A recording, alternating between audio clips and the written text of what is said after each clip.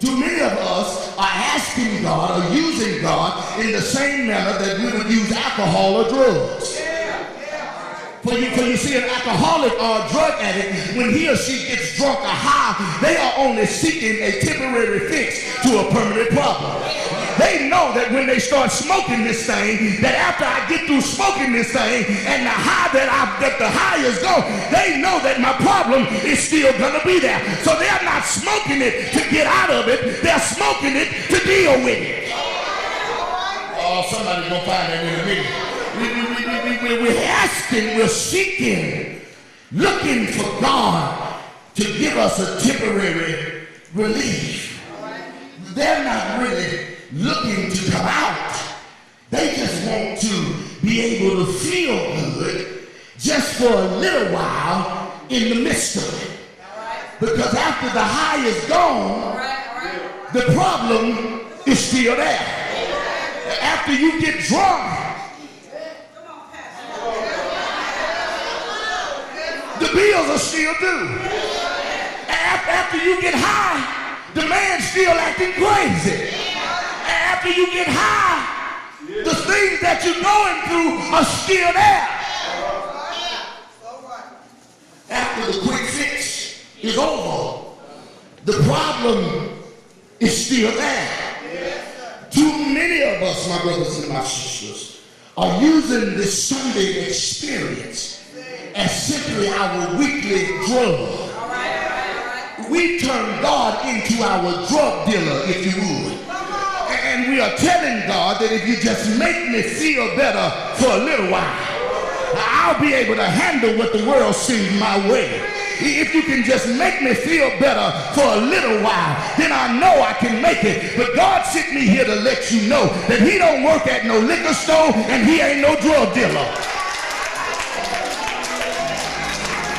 God say, you've got me bent. You misunderstanding who I am. You misunderstanding my person. You misunderstanding my characteristic. You're misunderstanding my attribute. I'm not going to give you a temporary fix to a permanent problem. I've got the power to change your stuff around.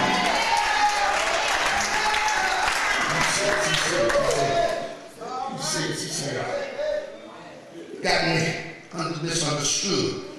Young folks say you got me bent. Got me confused. Y'all know what that means. The old folk didn't know what that means, so I had to break it down. You got me misunderstood. You tripping. You don't know who I am.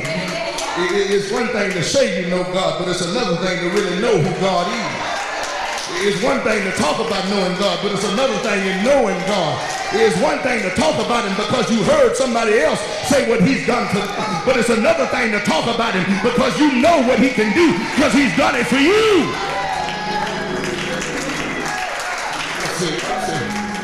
God said the reason why so many of you come to church in hell, feel good while you're in here, then leave here in the same hell that you were in when you got here, is because you came for the wrong reason. You came to feel good. God said, my name ain't Mr. Feel Good. He said, you came for the wrong reason. You came because you weren't looking for God to change things. You were looking for God to cover things up.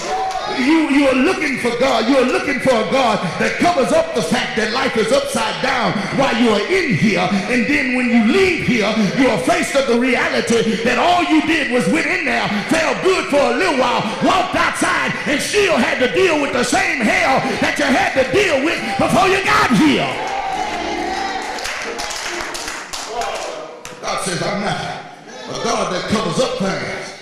Because you know everything that's covered up sooner or later gonna have to be uncovered. Oh, that's why many of you are tripping every time you walk over your rug, because instead of dealing with your mess, you just sweep it under the rug. And every time you walk over it, you trip because that mess is still there. You ain't gonna get rid of it by sweeping it under the rug. You gotta get it out of your life completely.